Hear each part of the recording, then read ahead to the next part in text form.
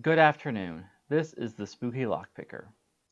I'm here today because Lockmania has asked the Locksport community at large to talk a little bit about how they got into the hobby.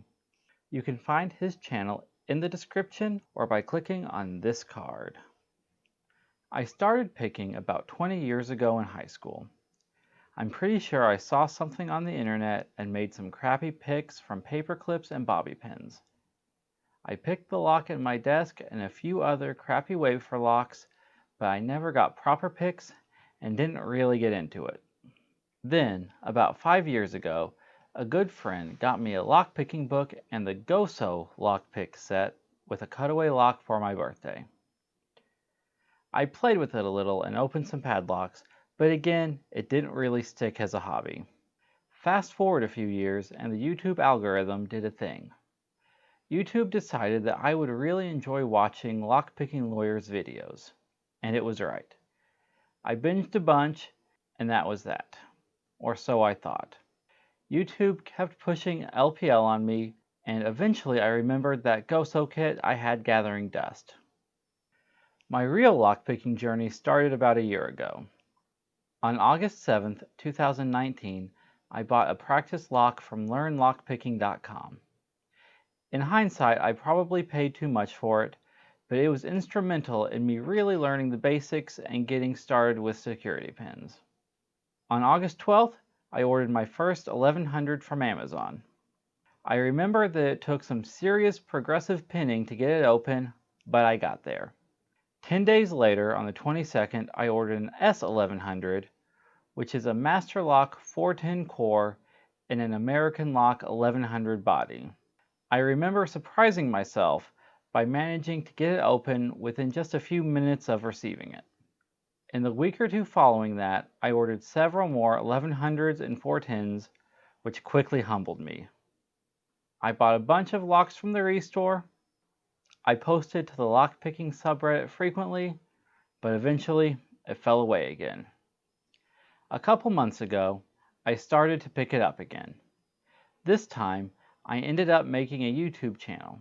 Granted, it was mainly to impress my 9-year-old who idolizes YouTubers, but it has made all the difference in the world. Reddit is great, but its text-based nature makes it difficult to really connect with people. With YouTube, the person posting is a person, not just a wall of text. Even though I'm still very new to YouTube, I have felt more of a sense of community here in the last month than I did in the last year on Reddit. That isn't saying anything against Reddit. I'm still on the lockpicking subreddit daily, but by its nature, it is less personal. In front of me, you will notice a padlock. This is the Cutaway lock from that first Goso kit. It's an extremely easy open, but given the topic of today's video, it seems appropriate. I'll be attacking it with this hook from Southward and Z-bar from Banggood. If you're drinking along at home, I'm enjoying a whiskey on the rocks. This is a very complicated recipe that is difficult to get right. Feel free to pause the video to take notes. To make this drink, you mix some whiskey with some ice. It is my secret shame that once you hit the minimum level of quality where you don't get the terrible burn, I can't really tell a difference between expensive scotches and lower end tipples. As long as it isn't actively unpleasant to drink, I tend to enjoy it.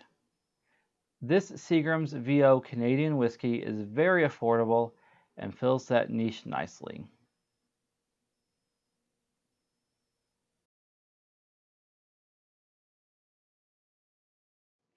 Let's bring out the vise and get started.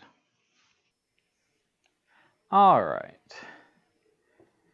Now with being able to see the pins, this isn't going to be much of a challenge, but that's not really why we're here.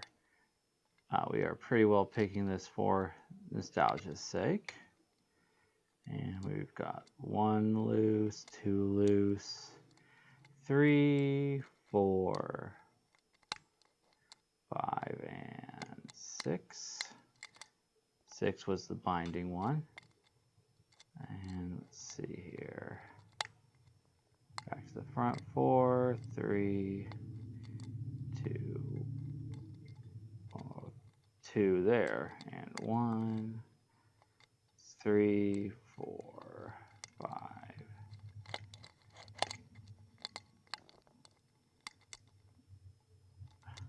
There it is.